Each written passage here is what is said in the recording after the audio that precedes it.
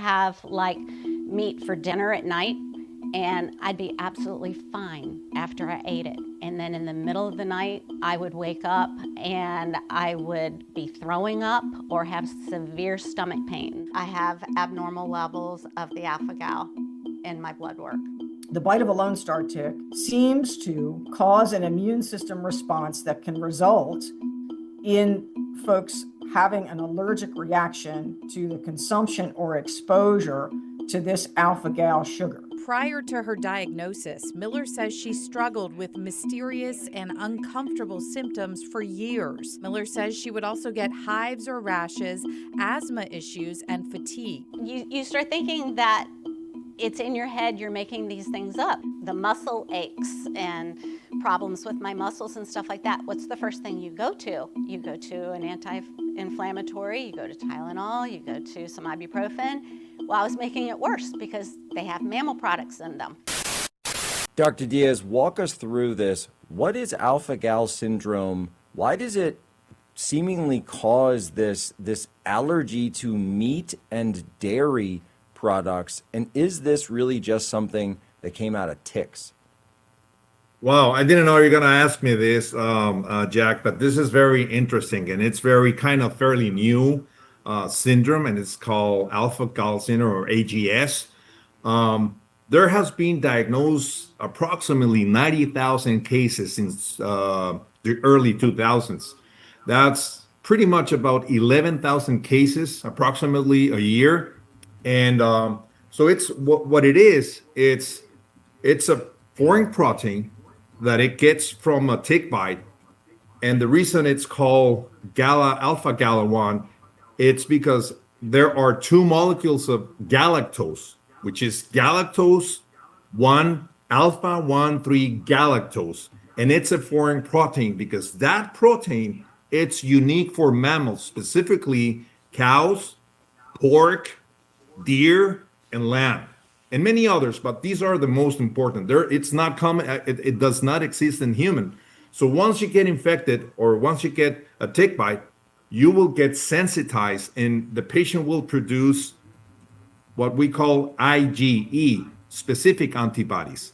So when that specific person or patient will eat red meat again, they can develop what we call a severe allergic reaction with skin hives, swelling of the ears, the eye, the lips, respiratory problems like coughing, wheezing, shortness of breath, heart problems as well, low pressure, palpitations, gastrointestinal problems like diarrhea, abdominal pain.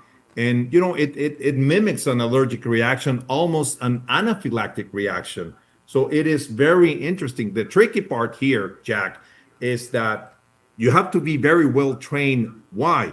Because as allergists, we see patients that they develop what we call hypersensitivity type 1. That's an immediate reaction. Like, let's say somebody is allergic to peanut. They eat peanut, and immediately, within minutes, sometimes seconds, they develop the problem. Same for the other allergens. Here, it's a different story. It can take from 2 to 6 hours after that. So it's kind of tricky. And the other tricky part for my allergy colleagues worldwide is that not every time that the patient that it's allergic to this foreign protein will develop when they eat red meat again. So it's very tricky. It's fairly new kind of a disease, and we have to be prepared. So I recommend everybody to go and be checked by their allergist. No, I think that's exactly right. And for folks that are worried about this in general, I would also suggest twc.health/POSO. Just head in there, make sure you've got stockpiles that are run up on this. But this syndrome, it's really just the symptoms of it are really strange.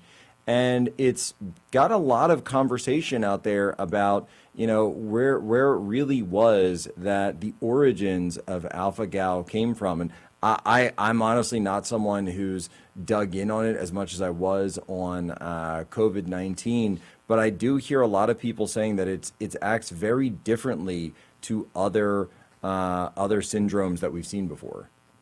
Yeah, so I'm an allergist, immunologist, and pediatrician. So I've been trained to see all sort of allergic reactions and those kind of reactions. We have been in touch with ticks for thousands of years. We've been eating red meat for thousands of years. How come this is a new trend? So it's important. Here I just want to put the facts, and then I want everybody to make their own conclusions. Well, no, I think that's exactly right, and it's obviously something new, some kind of new syndrome that's come out, and the fact that it's all over Martha's Vineyard of all places is incredible as well, because you imagine, when you think in terms of vaccination rates, when you think in terms of boosters, they've got everything. They've got absolutely everything up in Martha's Vineyard, that you got to have concierge doctors and all the rest, and yet even they can't seem to figure out how to deal with this. That is exactly right. And something important to mention is that the vast majority of all the cases, this close to 90,000 cases, they have seen in southeast of the United States and Midwest.